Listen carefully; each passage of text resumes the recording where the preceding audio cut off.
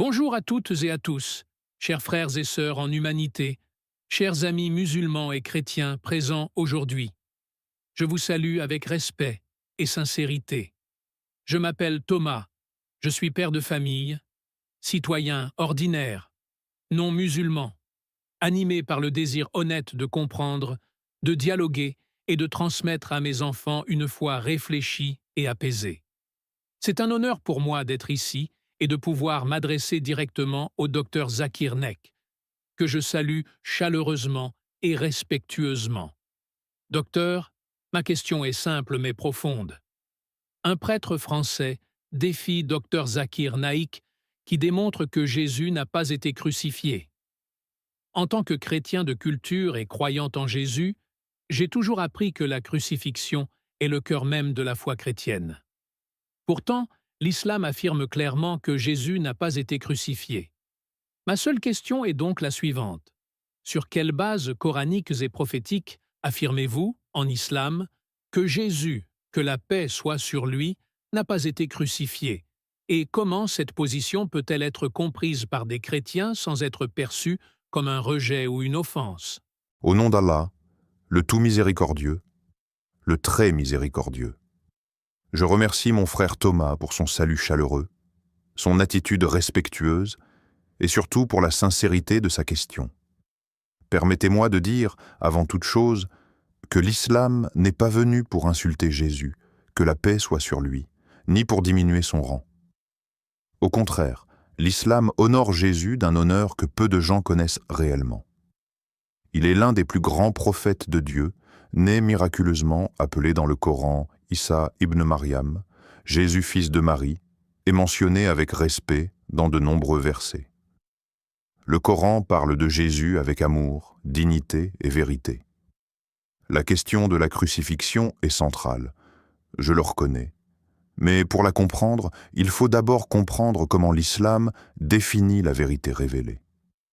Mon frère Thomas, l'islam enseigne que la vérité ne dépend pas du nombre de personnes qui y croient, mais de la révélation authentique venant de Dieu. Allah dit dans le Saint-Coran, sourate Al-An'am, verset 116, « Et si tu obéis à la majorité de ceux qui sont sur la terre, ils t'égareront du sentier d'Allah. » Ainsi, lorsque nous parlons de Jésus, nous ne parlons pas selon des traditions humaines ultérieures, mais selon la révélation divine préservée. Venons-en directement au cœur du sujet. Le Coran est très clair concernant la crucifixion. Allah dit dans la sourate An-Nisa, verset 157, « Et à cause de leurs paroles, nous avons vraiment tué le Messie, Jésus, fils de Marie, le messager d'Allah. Or, ils ne l'ont ni tué, ni crucifié, mais ce n'était qu'une apparence pour eux. Ceux qui discutent à ce sujet sont dans l'incertitude. Ils n'en ont aucune connaissance certaine. Ils ne font que suivre des conjectures, et ils ne l'ont certainement pas tué. » Ce verset est fondamental. Il affirme clairement 4 choses. Premièrement, Jésus n'a pas été tué. Deuxièmement, il n'a pas été crucifié. Troisièmement, l'événement a donné une illusion aux témoins.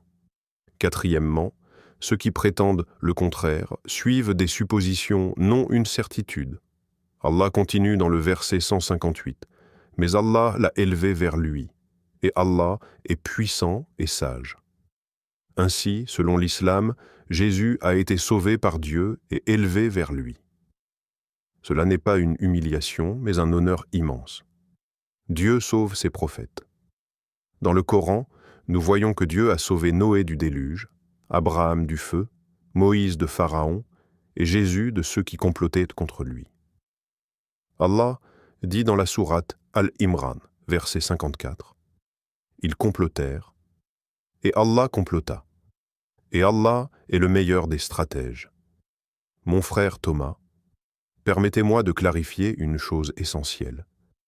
Lorsque l'islam nie la crucifixion, il ne nie pas Jésus. Il nie l'injustice qui lui est attribuée. En islam, Dieu ne permet pas qu'un de ses grands prophètes meure de manière humiliante aux mains de ses ennemis, surtout lorsque ses ennemis se vantent de l'avoir vaincu. Le Coran rétablit la dignité de Jésus. Maintenant, certains chrétiens disent « Mais toute notre foi repose sur la crucifixion. Je comprends cette émotion. Mais permettez-moi de poser une question logique et respectueuse. Si Dieu est tout-puissant, avait-il besoin de sacrifier un innocent pour pardonner aux coupables?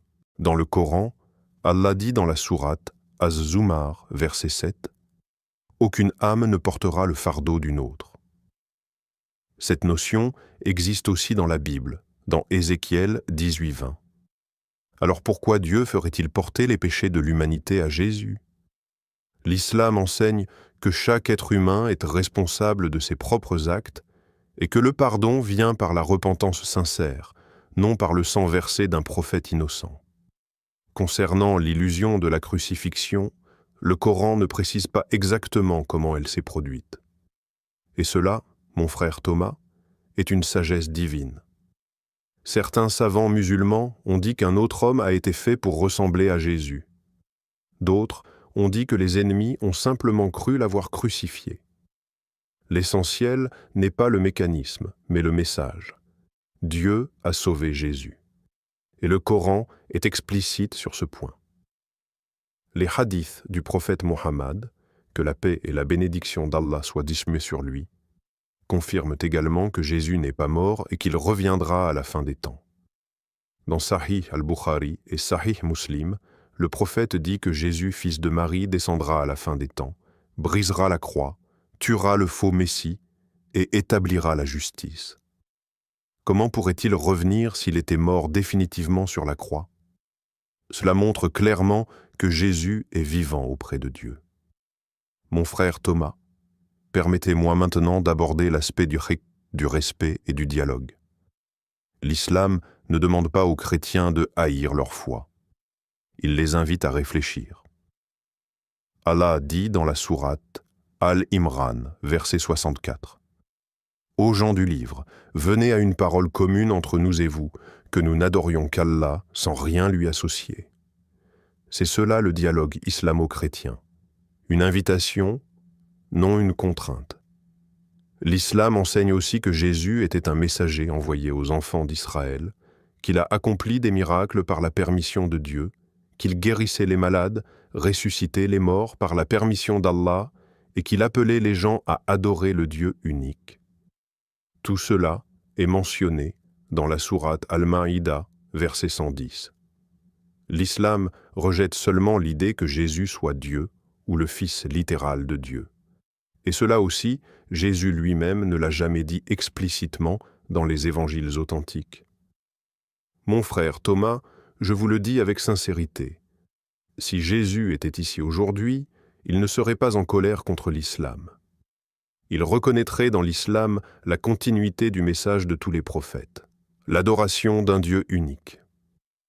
Le Coran rapporte même que Jésus dira au jour du jugement qu'il n'a jamais demandé aux gens de l'adorer, mais d'adorer Dieu seul, comme indiqué dans la sourate Al-Maïda, verset 116. À la fin de cette première partie, chers frères et sœurs, je vous invite humblement à soutenir ce dialogue sincère et respectueux. Abonnez-vous, likez, partagez cette discussion autour de vous et commentez avec le cœur ouvert en écrivant « Allah Akbar ». Ce n'est pas un slogan politique, mais une vérité spirituelle qui signifie « Dieu est plus grand que nos divisions, plus grand que nos malentendus, plus grand que nos conflits ». Je conclus en disant à mon frère Thomas et à tous les chrétiens présents, l'islam ne vous demande pas de renier Jésus. Il vous demande de l'aimer comme prophète, de l'honorer comme messager et de suivre le Dieu qu'il adorait lui-même. Que Dieu nous guide tous vers la vérité, avec sagesse, miséricorde et humilité. Permettez-moi maintenant d'approfondir ce point avec davantage de calme et de profondeur, car lorsque nous parlons de la crucifixion de Jésus, que la paix soit sur lui, nous touchons non seulement à une question historique, mais à une question théologique, morale et spirituelle. Beaucoup de chrétiens sincères me disent « Docteur Zakir, même si le Coran affirme que Jésus n'a pas été crucifié, l'histoire, les évangiles et la tradition de l'Église disent le contraire. » Je comprends cette réaction et je la respecte. Mais permettez-moi d'expliquer pourquoi, en islam, la révélation divine prime sur la tradition humaine, même lorsque cette tradition est ancienne et largement acceptée. Le Coran n'est pas un livre écrit des décennies ou des siècles après les événements. Pour les musulmans, il est la parole directe d'Allah révélée au prophète Muhammad, paix et bénédiction sur lui, et parfaitement préservée. Lorsqu'Allah affirme quelque chose avec clarté, le croyant musulman ne peut pas la relativiser. Et sur la crucifixion, le Coran ne parle pas de doute, il parle de certitude. Il dit clairement « Ils ne l'ont ni tué ni crucifié ». Cette phrase est sans ambiguïté. Maintenant, certains disent « Mais les évangiles affirment que Jésus a été crucifié ». Ici, il faut faire une distinction importante entre ce que Jésus a réellement enseigné et ce qui a été rapporté plus tard par des auteurs anonymes.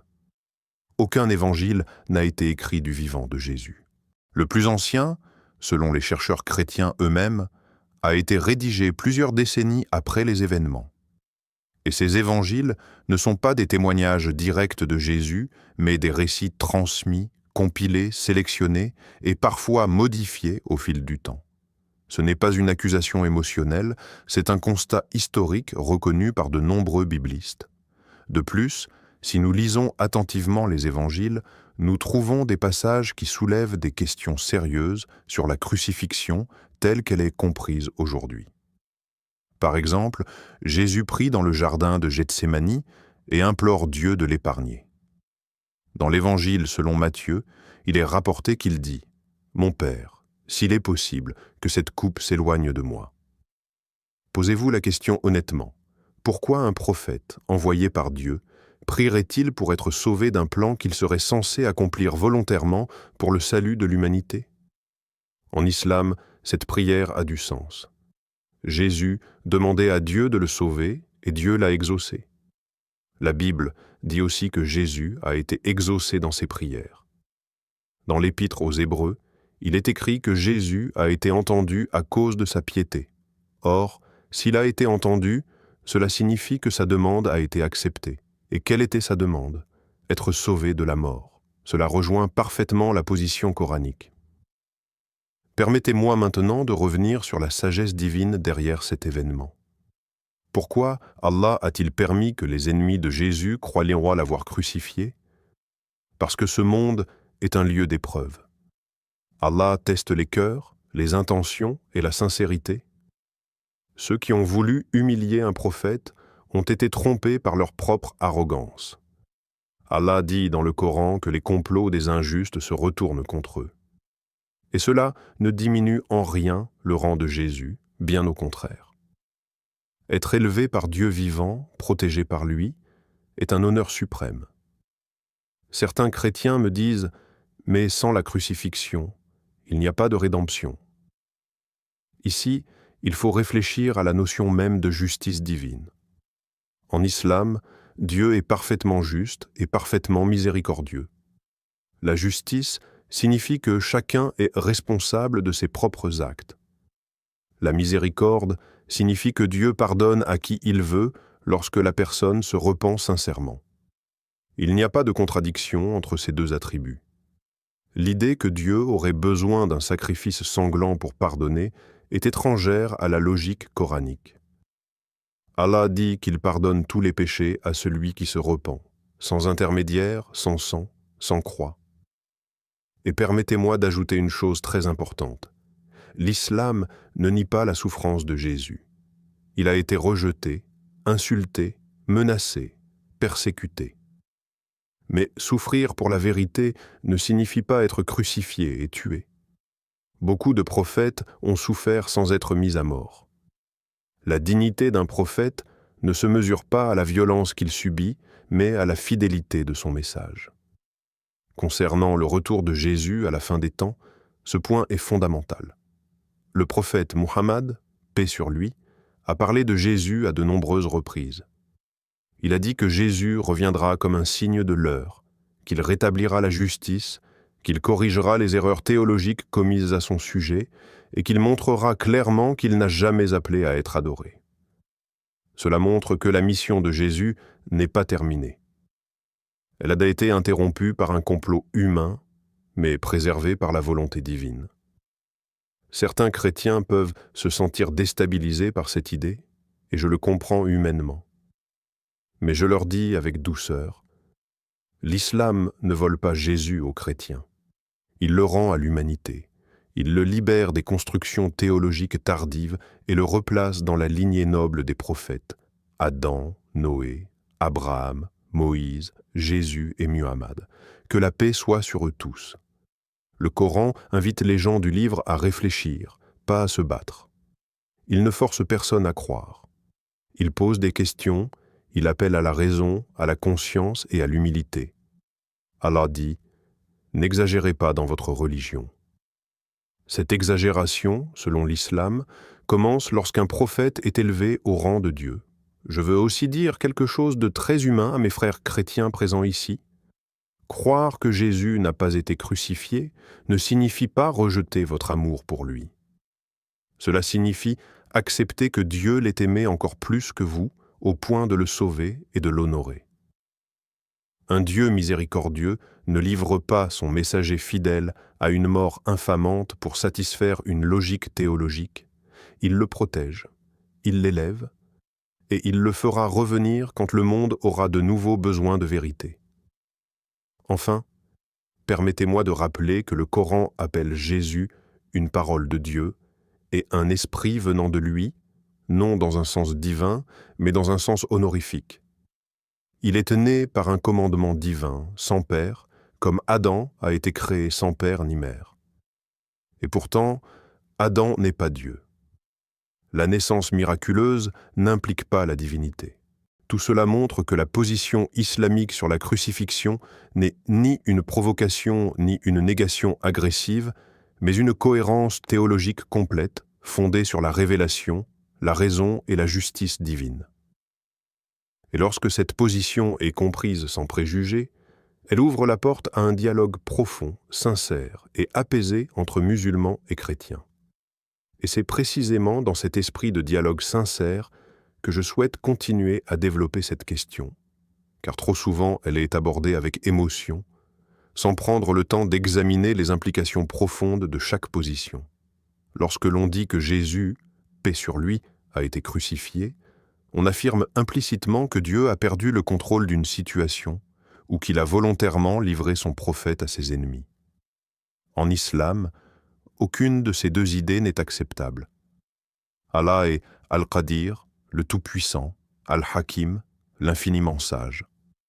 Rien ne lui échappe, rien ne le surprend et rien ne le contraint. Regardons maintenant la logique interne du message de Jésus lui-même. Jésus prêchait aux enfants d'Israël le retour à la loi, l'adoration du Dieu unique, la repentance, l'humilité et l'obéissance.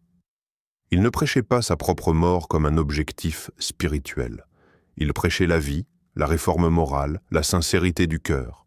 Lorsque les foules voulaient le suivre, il les appelait à prier Dieu, non à le glorifier lui-même. Cette continuité du message prophétique est essentielle en islam. Tous les prophètes ont appelé à la même chose, adorer Dieu seul. La crucifixion, telle qu'elle est comprise dans la théologie chrétienne, introduit une rupture radicale dans ce schéma. Soudain, le salut ne dépend plus de l'obéissance à Dieu, mais de la croyance en la mort d'un homme. Le Coran, au contraire, restaure la continuité. Il nous dit que Jésus a été envoyé comme messager, confirmé par des signes, rejeté par une partie de son peuple, soutenu par une autre, et finalement protégé par Dieu. Ce schéma existe déjà avec d'autres prophètes. Moïse a été rejeté, accusé, menacé. Abraham a été jeté dans le feu, mais Dieu intervient toujours au moment décisif. Pourquoi ferait-il une exception pour Jésus, l'un des plus grands messagers ? Certains affirment que la crucifixion était nécessaire pour accomplir les prophéties de l'Ancien Testament. Mais là encore, il faut être prudent. Beaucoup de ces soi-disant prophéties sont des interprétations rétrospectives, relues à la lumière de la crucifixion, et non des annonces claires et explicites. En islam, une prophétie authentique ne contredit jamais la justice divine. Or, l'idée qu'un innocent paie pour les coupables contredit directement ce principe. Allah dit dans le Coran que chaque âme goûtera à ce qu'elle a accompli.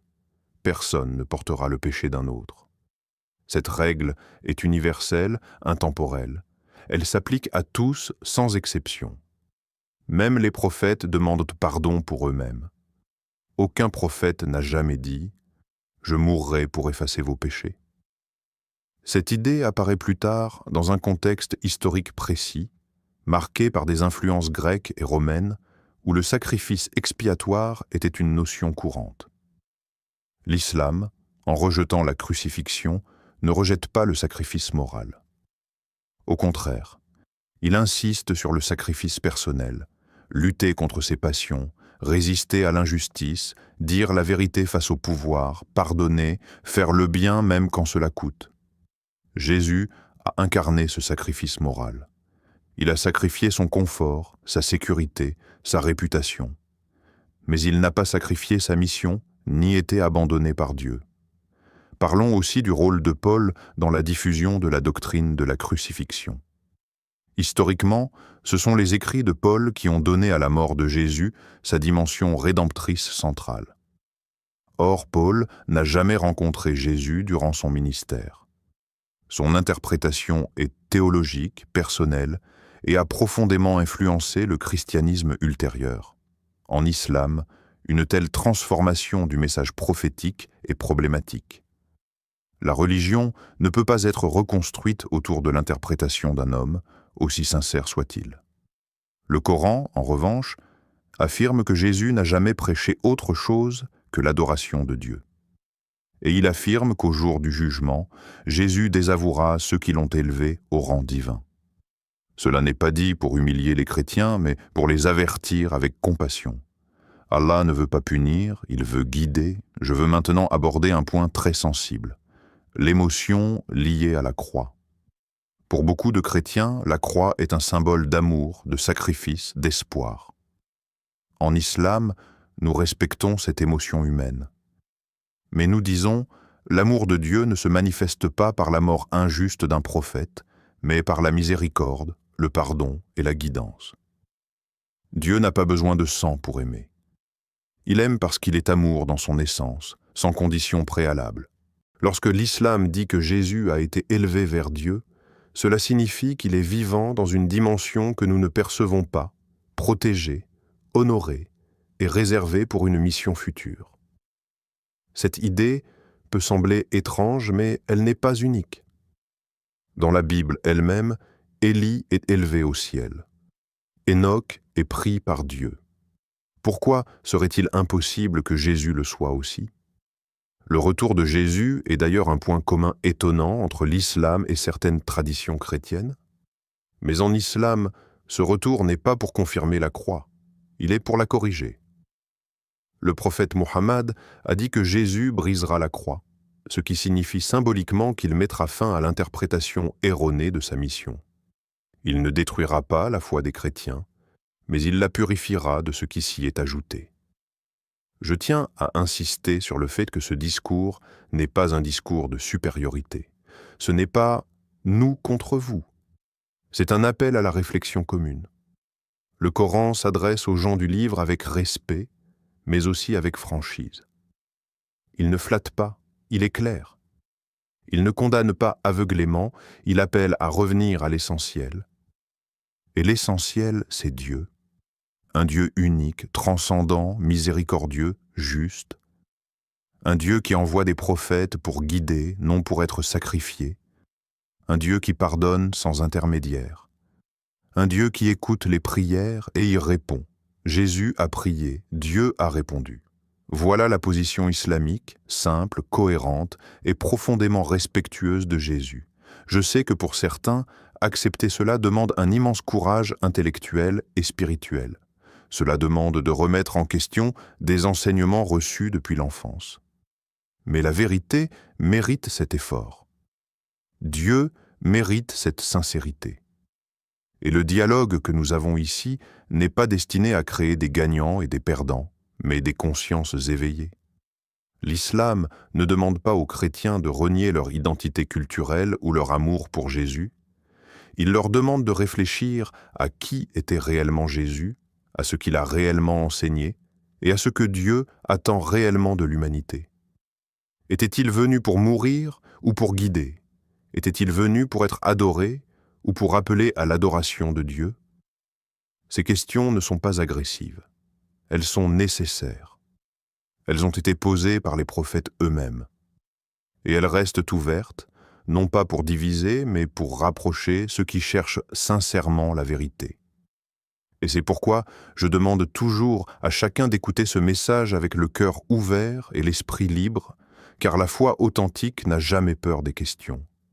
Si la vérité vient de Dieu, alors elle résiste à l'examen, elle supporte la réflexion et elle s'impose par sa cohérence. Lorsque l'islam affirme que Jésus n'a pas été crucifié, il ne demande pas une acceptation aveugle, mais une réflexion profonde sur la nature de Dieu, sur la mission des prophètes et sur la responsabilité individuelle de l'être humain. Regardons aussi l'impact spirituel de cette croyance. Si le salut dépend uniquement de la croyance en la crucifixion, alors l'effort moral devient secondaire. Mais si le salut dépend de la foi en Dieu, de la repentance sincère et des bonnes œuvres, alors chaque jour de la vie devient une occasion de se rapprocher de lui.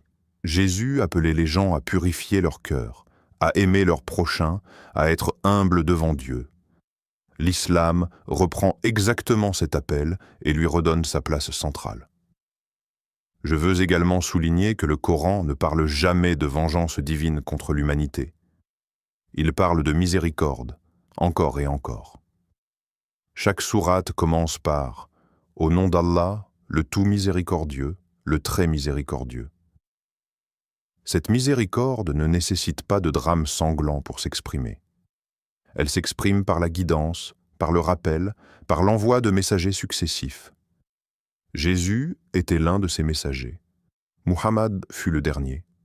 Leur message est un, même si leur contexte est tenté différent.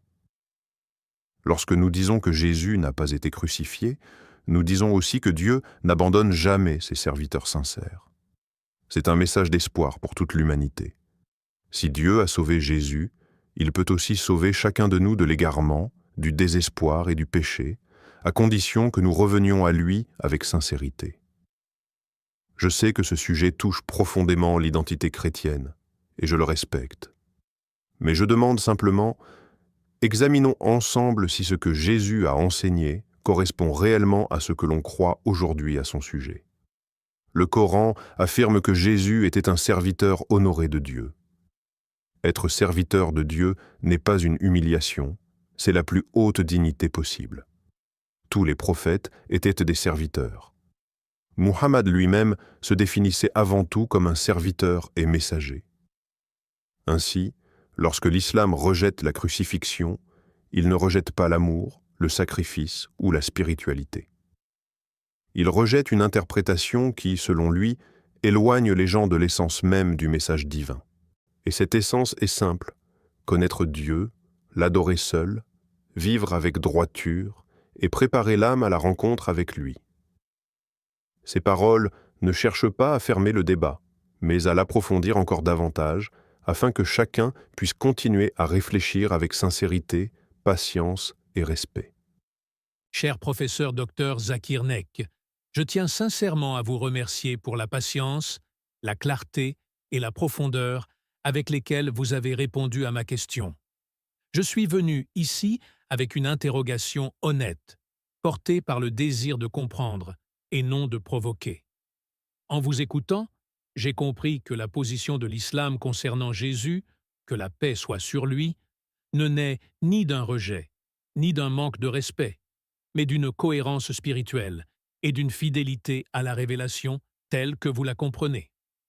Même si je reste, en tant que chrétienne, attachée à certains éléments de ma foi, je reconnais que ce dialogue m'a permis de réfléchir autrement, de questionner ce que je croyais immuable et d'entendre une voix qui parle de Jésus avec amour, honneur et dignité.